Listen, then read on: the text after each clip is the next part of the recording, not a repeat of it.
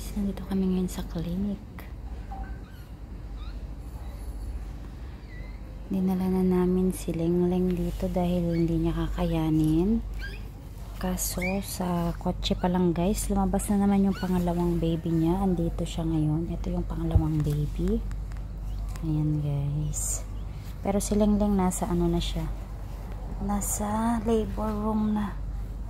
Huwag kang pumunta dun. Ayan siya. Likot niya. Uy. Ito siya guys. Ayan siya. Ito yung pangalawang baby niya. Nanganak siya doon sa loob ng kotse guys. Ayan.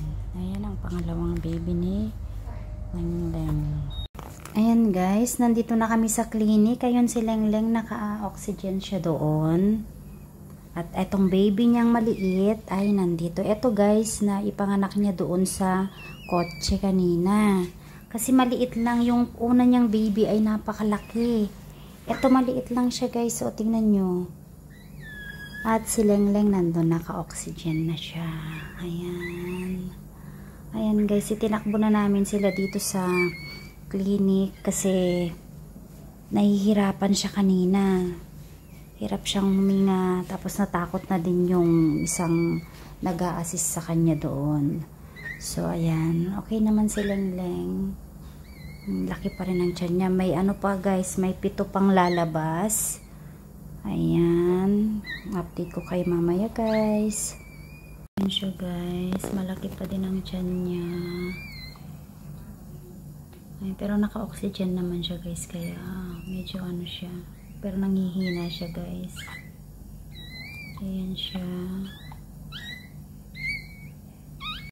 Ayan guys yung baby ni Lengleng.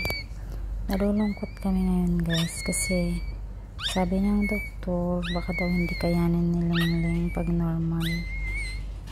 Tapos pag cesarean naman baka maubusan daw siya ng dugo, kaya hindi kami makapag-decide ngayon. Pinapapili kami ng doktor kung anong gagawin. Malungkot kami ngayon guys. Nandito kami ngayon sa clinic ng amo ni Madam. Ito yung baby niya. Maliit ito ngayon. Hindi kagaya nung una. Yung una niyang baby malaki. Ito maliit lang. Pero ang ingay at saka ang kulit. Nag-aalala kami kay Lengleng.